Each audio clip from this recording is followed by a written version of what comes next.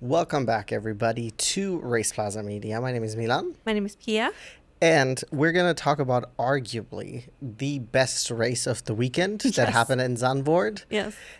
which was F1 Academy. Specifically, the reverse grid race, I would say, was the best race, the most exciting race of the Yes. weekend. Of the ones that we watched at Sanford this weekend. Yes, but I think even though we didn't watch the sprint race, it's Yeah. fair to say. Well, yes, I'm just thinking maybe F2 or F3. I don't think they raced. Oh, they didn't race? They Okay, didn't I wasn't race. sure if they were Yeah. racing this weekend. But Yeah. yeah, out of the ones we watched, for sure, the reverse grid race was the best one. Yes, by I'm- far.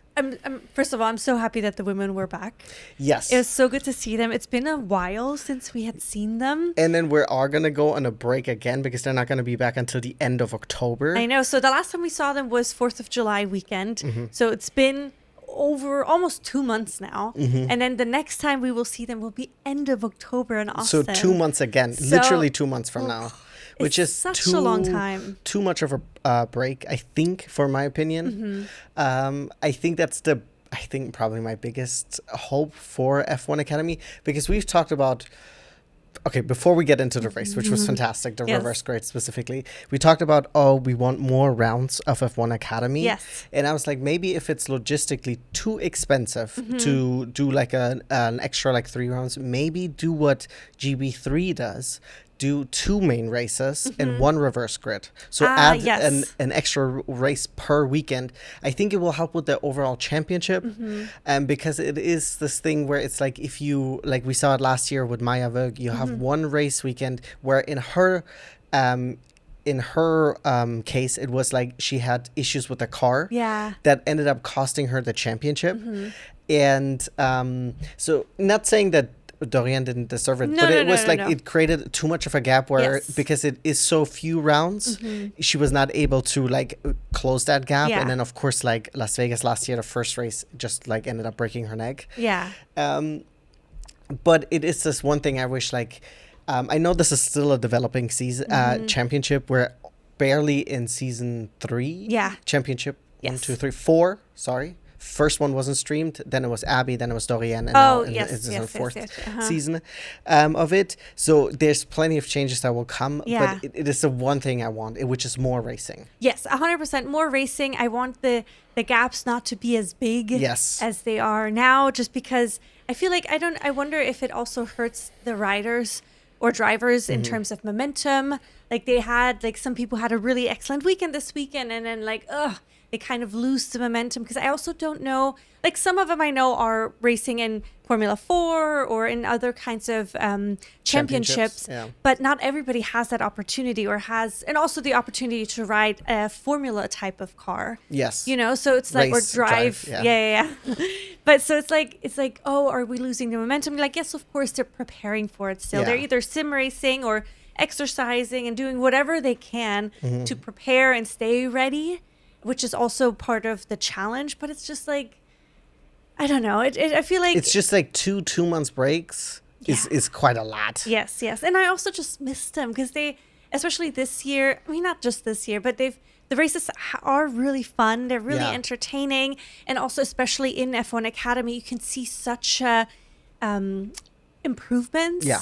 within the drivers. Or for example, we had Alba Larsen, who we are real big fans of, and she had such an excellent season last year. She made some Or mistakes. end of the season But specifically. there was so much potential there. Then coming into this season, she had a really rough start, and then things kind of changed, which is obviously great to see. But I feel like if we give those women more opportunities in the car, it would just help them so much more or to set them up for a future in racing. And also gives them an opportunity to be seen. Yeah. And then to be able to maybe find more sponsors, because, for example, Maya Vogue, who came second last year in the overall driver championship, she's now struggling to find a seat and opportunities to race, because it's also so expensive. It is. I wonder if it is also something that they have to look into, just switching to sports cars a lot. Like Dorian is not racing in single seater at all anymore. She's racing in an LMP2 car, and she's obviously doing really, really well there. She was also able to secure herself a seat in a team that is obviously good. Yes. But it is like she is racing in WEC, or she raced at Le Mans. She's racing in the ELMS, and she has previously, before switching to F1 Academy, she had actually exclusively only raced in sports cars. So she maybe just went back to quote unquote her roots. But it is this thing, maybe you have to diversify, because Abby Poling, on the other hand, she's doing her second season in GB3, and she's doing much better in her second season, because it is obviously an adjustment.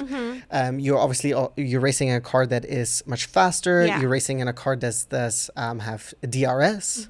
They are still doing DRS. It is just not a thing anymore in F1. So I just hope that in the future we'll get more races, so more opportunity for them to race, and then for them to be seen, and then getting other seat opportunities, because I think Maya Wög is someone who's an excellent racer. She was super consistent last year. The one bad race that she has is when she hit Tina Hausmann at the beginning of, or before the race started, in Las Vegas, and that was really her only mistake she ever did. Like her only the mistake that she did, because then the other issue was was the DNF, that the car had issues. But anyways, let's talk about the race. So we had Zandvoort, of course, in Holland. Unfortunately, the last race there for a while, the unforeseen future. Exactly. Which I'll miss the track. I like the track because of all the banked corners. I think I can only imagine that it's such a fun, maybe even trippy experience, because it is also flat out. Yes, exactly. So it's fun to see it, also to watch it, and because it is in the Netherlands, you always have this random factor of the weather, which I think is cool, because I think I want at least one or two races, at least also in F1, that are rain races, because I think it shows, like, you have to show a different type of skill for that, you know? And I don't think you mean like you want like crazy danger, but I think like some rain or wet track definitely brings out a different strategy, unpredictability in rain, and it is definitely a skill to be fast in the rain. Yes, 100%. And this weekend we didn't get a rain race. We got a damp track. Yes. And so going into the first race, which is the reverse grid race for F1 Academy, the starting grid was, in the front, we had Peyton Westcott in the Mercedes livery, the American.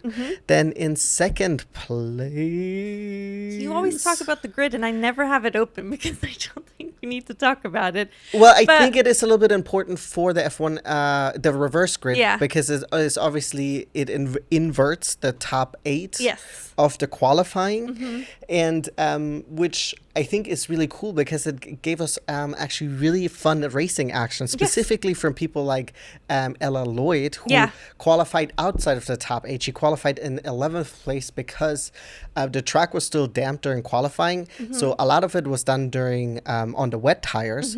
But then Alicia Palmowski, for example, who qualified in first place, so started the reverse grid in 8th, was like, listen, let's wait, and I'll put on the slicks. And she was able to then get P1. Ella Lloyd did not decide to switch on the slicks, which lost her so much time.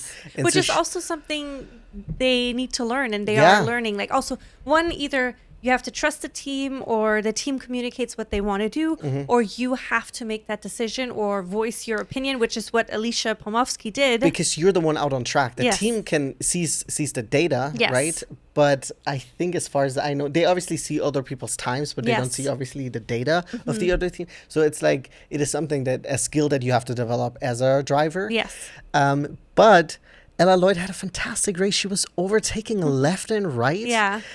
During the race, we did have 2 safety cars, but it was this thing where the safety car was done within like 2 laps. So we didn't really lose a lot of laps out of the 17 that they did per race, which is also fun, because Zandvoort is a little bit of a smaller track, fast track, but that means that we get a lot more laps, which I like. I usually don't like it when it's little bit shorter race. When shorter, they're all the same length, right? Yes, about the same length. If it's fewer amount of rounds, I guess that's the way to put it. Fair. So she had a fantastic race. We had Nina Gardemann had a really great race, and then you have to point out Alba Larsen, who were fired up in that Ferrari. She started in 7th, I believe, because she qualified in 2nd, and she was a woman on a mission. She was hunting down. She was overtaking so many beautiful overtakes, and she ended up finishing in 2nd place. That was a fantastic performance. Such a fantastic performance, and we've been rooting for her all season. Yes, and it's just like she sometimes makes like not silly mistakes, but makes like little mistakes that have big impacts, of course, on the race. Also not as consistent. Exactly. But it was just I was so happy to see her do so well, because we know that she has the pace. Yes. And also in the main race she showed what she can do, and we'll get into that next. But yeah, I'm very happy to see her back at the top. I wish we would get another season with her. Yes. Just because she's such a late bloomer in a way this season. Well, we don't know if she's going to get that special exception. Yes, we'll see. We don't know yet exactly how they're going to, or how that works. Exactly. And if that's already going to implement. Technically, they can implement it, but we don't know who's going to be. Yes, because usually in F1 Academy, you have 2 seasons and that's it. But last year, they announced that they will make some exceptions or give some drivers another opportunity based on the results that they've provided or improvement exactly that they've made. So we'll see if that applies to Alba Larsen. Part of me would like to see it, but then also on the other hand, I want to have other women and girls that I want to have. I want them to have the opportunity to also, Absolutely. So I don't know if this then comes down to just one driver gets that, because you obviously can't do 5. Then it's almost half the grid, and then it's like, okay, who's leaving? Because you don't want this thing where they don't move on from it. Yes. You do want them. I will say, I think in like F4, usually, like depending on the championship it is in, they're usually the amount of time that they race is a lot more condensed in a shorter amount of time. So I think it helps, because you're kind of staying in the rhythm. Yes. Kind of what we were just talking about. Yeah. So I don't know if this is not helpful for Alba, that she is like struggling to find her groove, but it is really great to see her performance this past weekend. Yes. And it was really fun to see her race like that. 100%, because it's also so fun to watch her race, because she does, her overtakes are often so exciting because she pushes the limit. Not that the other women don't do it, but it's just like sometimes she finds places to overtake where it's not typical, or not everybody does an overtake there, and she just really pushes it to the limit. I also really enjoyed watching, like you had said, Nina and also Esme Kosterman, because they're both Dutch. So also for both of them to have an opportunity to race at home. Of course, Nina had won last year on her birthday. Yeah, that was in Sanford, which is like very at home. Exactly, which is very special. So I was kind of also rooting for Esme, because I wanted her to have a also a great experience. She's in a Lego home. Livery, right? Exactly. She's in the Lego car. So that was somebody I was really watching. I think the 2 biggest losers, but not in a way that they're bad, but they just had the biggest loss, I guess, for the reverse grid race, was one, Alicia Palmowski, because she stalled the car twice at the beginning, and then at the start, and then we could also hear her over the radio that towards the end, she was like, hey, I'm going to finish the race, but there's something wrong with the car. Yeah. So she wasn't really able to make a lot of overtakes and make it back into the points. The other person who I was rooting for so much, and we always root for her. Yeah. Emma Felbermeyer. We were rooting for her because, of course, she's second in the overall championship standing. She's lots of points behind Alicia, but this was, especially with Alicia having such a poor start, this was really Emma's opportunity to make up a bunch of points. Yeah. And usually she's really strong during the race. Especially also overtaking, because she comes from that karting background. She is very good. To be fair, Zandvoort is, even in the F4 cars, is a difficult track to make overtakes. And however, then she ended up also getting a penalty that kicked her completely out of the points. And it is just, this is something like, when your biggest championship rival is not scoring any points Yeah. because Alicia was not able to make up any points due to car trouble, due to the start being bad. Yeah. This is like where you need to capitalize. And I'm not saying you have to win the race because Peyton Westcott was unbeatable. Yeah. Her performance was outstanding. As Excellent. a rookie coming in there, I think she's 17 or whatever she is. I think, 16, 17. But then also she had 2 more safety car Restarts, restarts. and especially the second one was fantastic. Yes. I think everyone was surprised, especially Yes. Nina Gardeman, who was at the time of the restart in second place, was caught off that she just Because booked it before. Usually people do it in a turn or Yes. something like that, but she just did it on the straight. Yes, and in then the middle of the straight. And then going into it, and she immediately created a gap. Yeah. And then that caught Nina off guard, and then Alba Larsen, however, didn't get caught off guard, Yes. and she waited right until the start-finish line, and then immediately overtook Nina Gardeman, and then was trying to hunt down Peyton Westcott, but Peyton was very, very fast, Yeah. and she was immediately able to etch out a gap Yes. again. We'll say probably Alba having to fight all race long. Your tires are probably not in the best condition. Yes. But either way, not to take away from Peyton, what a fantastic performance by her. Congratulations to her. Yeah, what outstanding. an excellent, exactly. I mean, also what a great opportunity you have. The opportunity to start on pole because of the reverse grid. Then you have opportunities to lead a race and learn how to do that, how to pace yourself and all these things. Then you also have the opportunity to multiple safety car restarts with different drivers behind you. You have lots of different people coming up behind you trying to take away your win, but she was staying cool-headed as from what it seemed from the car, because she was driving her own race. She was staying in the front. She wasn't really having too much trouble, really, because there was lots of battling happening behind her, but she was kind of doing her own thing, which was really exciting. Congratulations to her. Also, having to do 2 safety car restarts. Yeah. And I'm sure to a degree that is practiced some way, but the reality of doing it in a race is difficult. Yes. I cannot imagine that being an easy thing, doing it for the first time, and then you're also leading. Yeah. This is like a lot of pressure and a lot of nerves speaking in there. Stupid fly, sorry, I'm being harassed. And so it is a really, really strong performance by her. Yeah.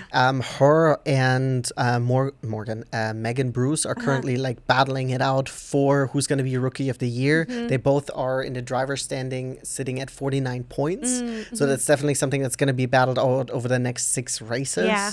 Because we do get 3 races per weekend, which is nice. Just to make up for the one race that was Canceled due to the canceled. Yeah, exactly. Yeah. But let's talk a little bit more about also the feature race. The feature race was, I think, a little bit more muted. Yes. There wasn't as many overtakes. I think right off the get-go, we had Alicia Palmowski and Alba Larsen who were starting from the front rows, battling with each other.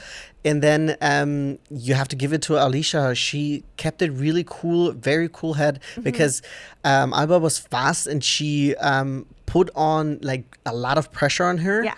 And she was not able to make that overtake. And then I would say with like 2/3 of the race being done, she started dropping off because it just like burns through your tire consistently running behind someone but not being able to make that overtake. I do also want to point out, so Alicia Palmowski's best lap time was 1:37.5, and then if you go back to the reverse grid race, I think her fastest time was a 1:40.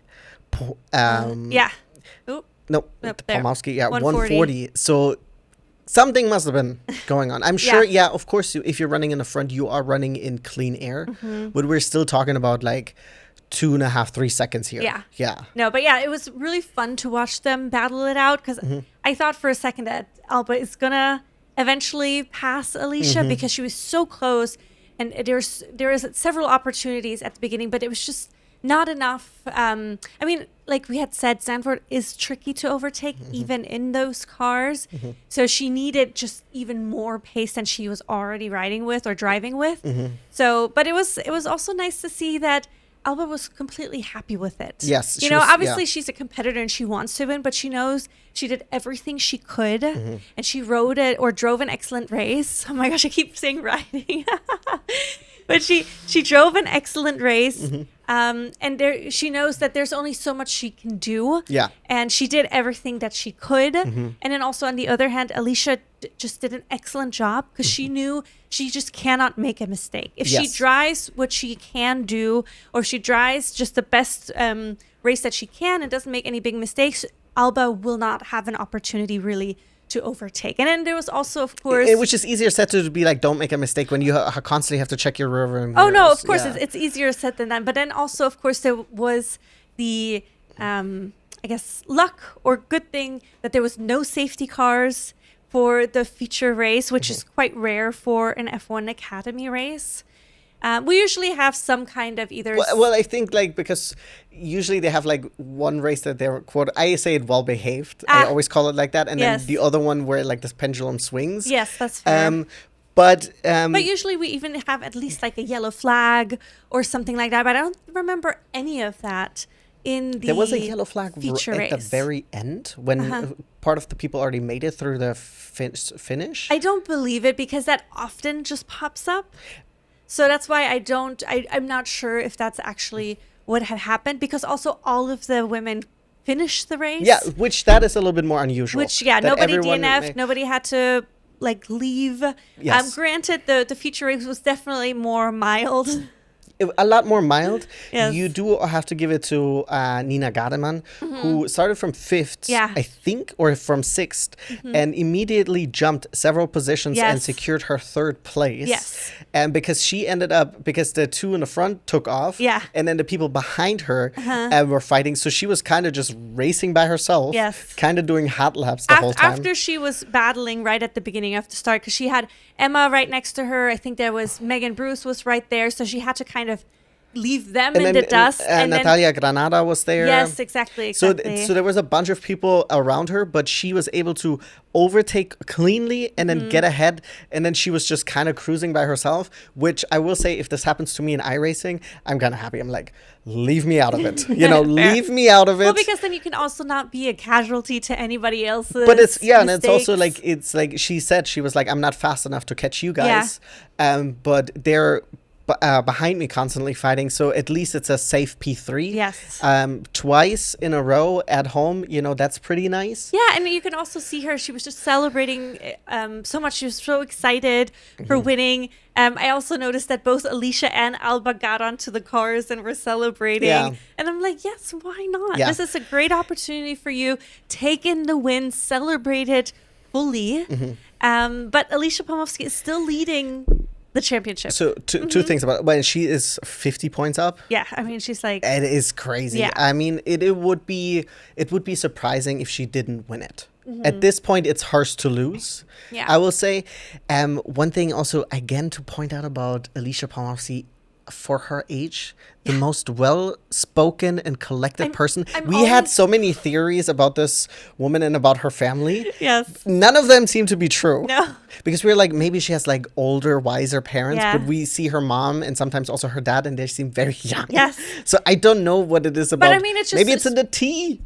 Well, maybe it's in the tea, but it just shows that they have Done a really great job. They have, yeah, and then I mean, yeah, because we really enjoy her interviews. Yeah. Like when she was talking to Alex Brundle after the feature race. Super eloquent. Yes, the way she expresses herself, and it's the what she says, And the way how she she carries says it, herself, the way yeah. she carries herself. She seems so much older, Yes. and wiser, but it also shows like the knowledge that she has of the Mm-hmm. sport. Not that anybody else on the grid doesn't, but she's so expressive, Yes. and so put together. I will say both times this time around, I can't remember in the other races. I thought the driver cool down room was super fun to listen to. And I wish I Yes. could have had like 15 minutes of that.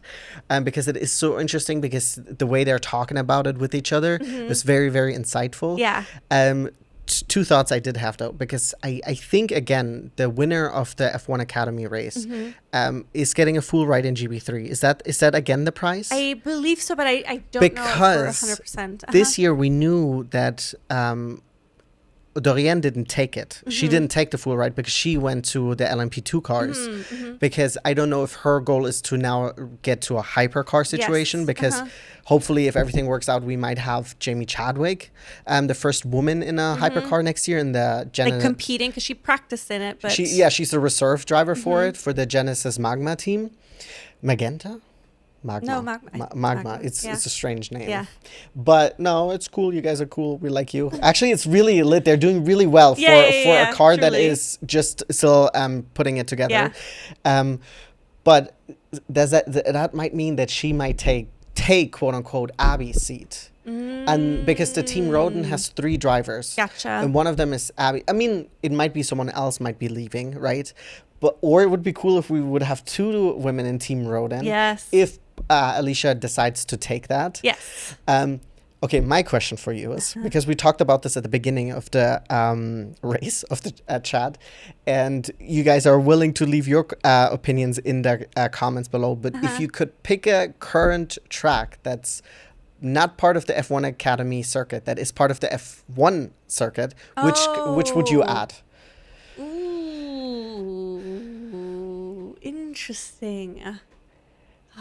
Can you pull up the schedule so I can see what is currently on? Oh, which one? For F1 Academy, so I don't say So one. currently we have Shanghai, Montreal, Silverstone, Zandvoort, Austin, Vegas. Okay, so I think I have my thought. So one of the ones that they didn't race at Spa?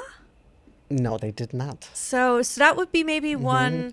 And my first thought is always Monza because I love Monza. Yes, of course. Like, yeah, I mean, it would definitely be like a track. Yeah, I wouldn't be interested in anything else because they have. I would say, okay, so I'm looking at the F1 calendar right now. I think Australia could be fun. It's also a street track though. Yeah, no, I know. That's why I was kind of going back on what I had because said. they had last year, they had 2 street tracks. They had, yeah. Singapore, and they had Vegas. Do we have Spielberg? No. So Spielberg would be fun. A Spa, obviously. I think Spa would be But you can really only fun. pick one. Yeah, I know. I'm thinking. Brazil could be really fun. Okay, maybe. Sorry, can you scroll back down? I think maybe logistically, if we're thinking, I think maybe Interlagos. Yeah. Because Interlagos is right before Vegas. So they're already kind of on that side of the world. Yes, yeah. You don't have to do a lot of moving around. Fair, yes. Susie, if you're listening. There we go. Put it on the grid. But I think, what about this? In order for you to get a 3rd year, you have to beat Susie.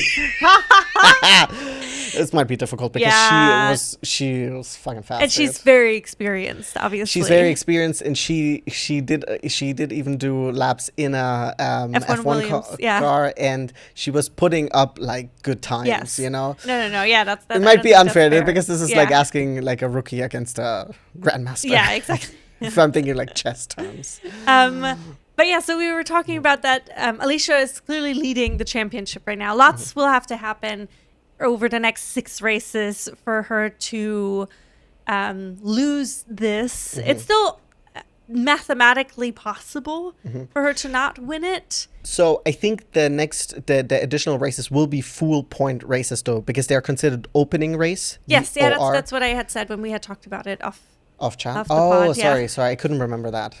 So they'll still have I was listening when you were talking right now. They still have 1 reverse grid race, but then they have 2 full races. So they start with the opening race, which is full points. Then they have the reverse grid, and then they have another full feature race, is what they call it. Because we've had it in Montreal this year also. Yes.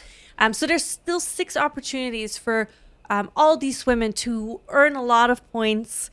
Of course, all the cars have to work. There can't be any reliability issues. And I hope we will have lots of great racing, great on-track battling. We're going to have Austin, a track, and then we'll have Vegas, a street track. That's where it's going to end. Last year it ended in Vegas as well. Which was a fun race. It was a fun race. It's actually, both races were really fun. Yeah, it was also heartbreaking because Maya, that really broke my heart. And then we saw Alba like with her best performance. Yes. Even though she ended up having Yes. crashed out the car, but it was like she was so, So on on fire. It was so fire. exciting. It Yes. is so interesting how there are some drivers when they race, they're a little bit more exciting to watch.